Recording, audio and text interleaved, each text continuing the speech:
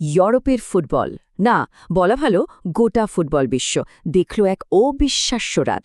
Real মাদ্রিদের এমন এক কামব্যাক যা বহুদিন মনে থাকবে। আর এই গল্পের কেন্দ্রে দুজন, একজন ভিনিসিয়াস জুনিয়র আর একজন কিলিয়ান এমবাপ্পে।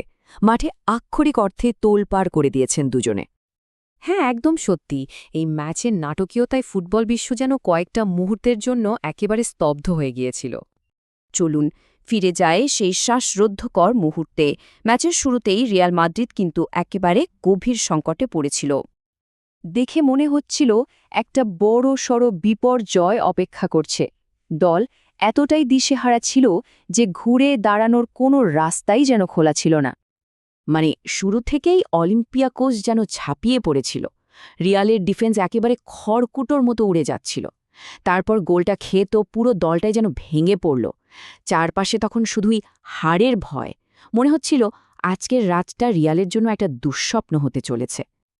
কিন্তু যখন সব আশা প্রায় শেষ, ঠিক তখনই মাঠে নামানো হলো রিয়ালের নতুন শিকারীকে, কিলিয়ান এমবাপ্পে। আর মাঠে নেমেই তিনি যা করলেন সেটাকে কি বলবেন, অবিশ্বাস্য। একটা নয়, দুটো নয়, তিনটেও নয়, একাই চারটে গোল। যেন একা হাতে পুরো ম্যাচের স্ক্রিপ্টটাই নতুন করে লিখে ফেললেন। মনে হচ্ছিল যেন একজন খেলোয়াড় নয়, আস্ত একটা অ্যাটাকিং ইউনিট মাঠে নেমেছে।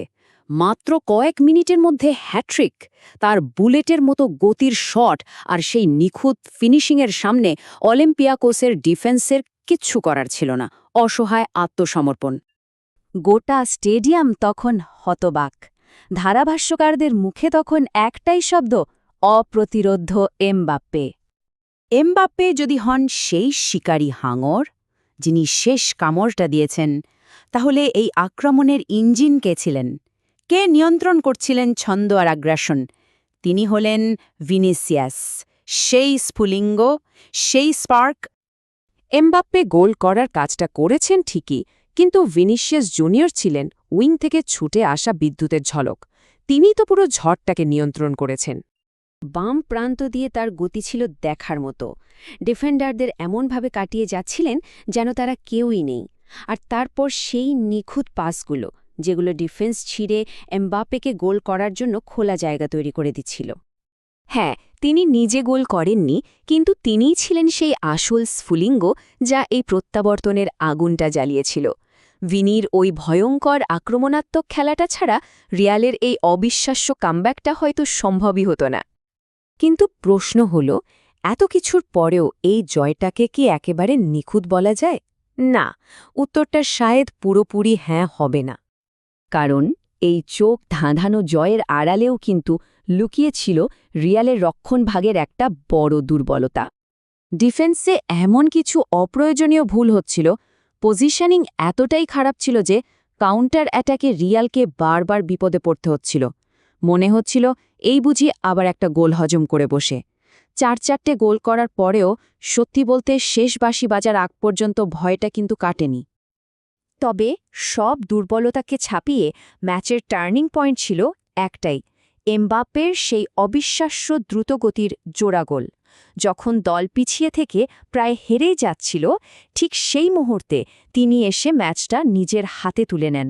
ওটাই ছিল রিয়ালের পুনর্জন্মের মুহূর্ত। আর শেষ পর্যন্ত রিয়াল মাদ্রিদ ম্যাচটা জিতল ৪-৩ গোলের ব্যবধানে। কি রুদ্ধশ্বাস একটা জয়! দেখুন, এই জয়টা শুধু ৩ পয়েন্টের জয় ছিল না, এটা ছিল গোটা ফুটবল বিশ্বের জন্য একটা বিরাট বার্তা।